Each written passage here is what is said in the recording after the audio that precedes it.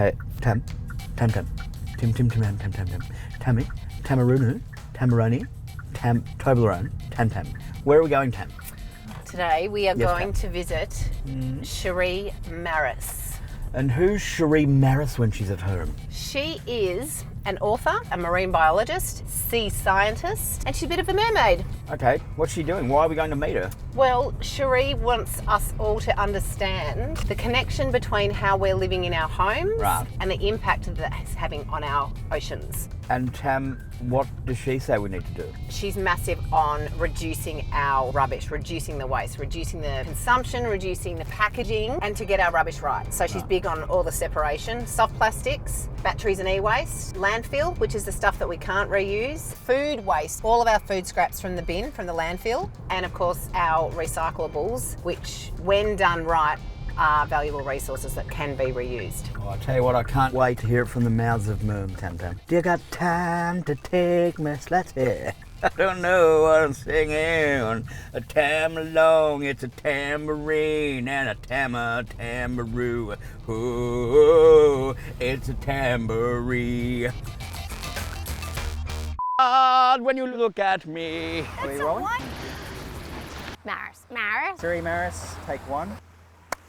Who are you and why am I interviewing you? I'm Sheree Marris. I've got a background as a marine scientist and communicator. I like to think of myself as the love child of David Attenborough and The Little Mermaid. I see it, clearly.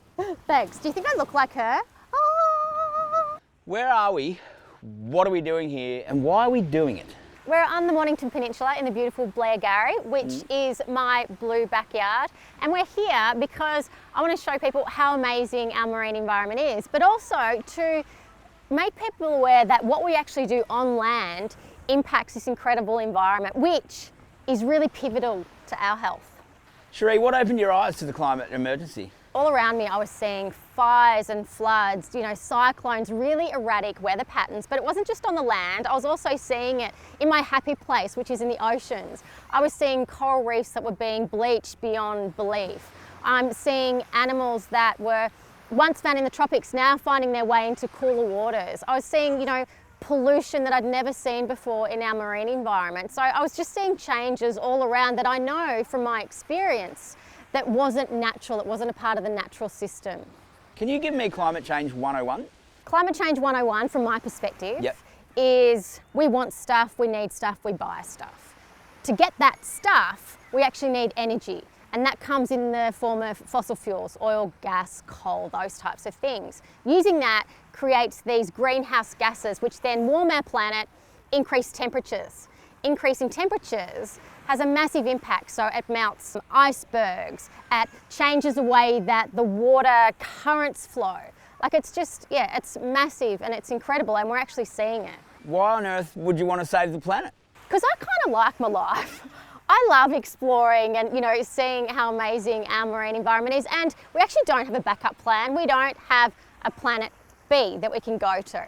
And I want my nieces and nephews to experience some of the amazing things that I've seen when I've been snorkeling or, walking through a forest. What's the mood of marine biologists on climate change? The mood with marine biologists and people that work in my space and people that spend a lot of time underwater is that they're actually seeing the consequences of our actions on land and the impacts that it has. And it could be, even just driving to the beach, seeing forests that have disappeared, seeing rubbish, and then seeing underwater the impacts, whether or not that's disappearing kelp forests, whether or not that's not seeing fish species breeding at the certain time of the year that they usually are. So it's inescapable, you can't not see it. What do you say to people who don't understand that right now we're in a climate emergency?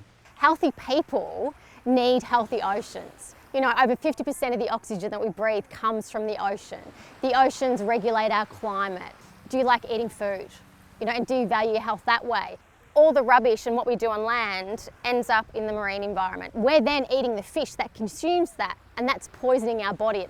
Plastics are full of carcinogens and all sorts of nasty stuff. So it's bringing it back to how it impacts you, and it has a massive impact. What are some of the best climate solutions that you've seen? Some of the best solutions are the simplest. Our purchasing power has massive impact. If we don't purchase things, they don't get made. So did you know of all the plastic that's ever been made, only 9% has been recycled, which kind of blows my mind. It blows mine as well. That's crazy. Yeah, and especially when it ends up in the ocean, it becomes like a serial killer because it never completely breaks down. But it comes back to us. So if you go and you want to buy a bottle of water, do you actually need that bottle of water? Can you use a reusable bottle and it's going to save you money? And I think it's all about those actions. You know, for example, a straw, like it's, you know, it's me and it's one straw times 8 million people or 8 billion people. That's a lot of plastic. And I think the thing is we're aiming just to eliminate that plastic in the first place, because then we don't have to recycle it and put in more energy to do that. It's actually simpler to make a decision not to consume it in the first place. And that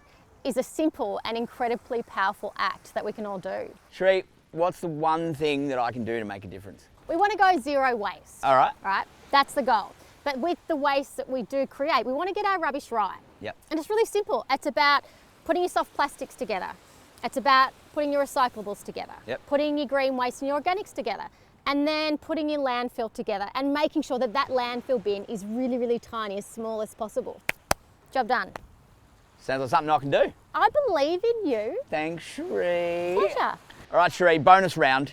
In 60 seconds or less, All right. can you explain climate change and how I can be part of the solution? Your time starts now. Okay, we're burning fossil fuels. That's warming the planet. That's having a massive impact on the oceans. It's melting icebergs. It's causing sea level rise. It's changing the seasons. It's making weather more erratic. But here the thing is, my friend, is that you can actually make a difference by reducing your waste and by recycling right.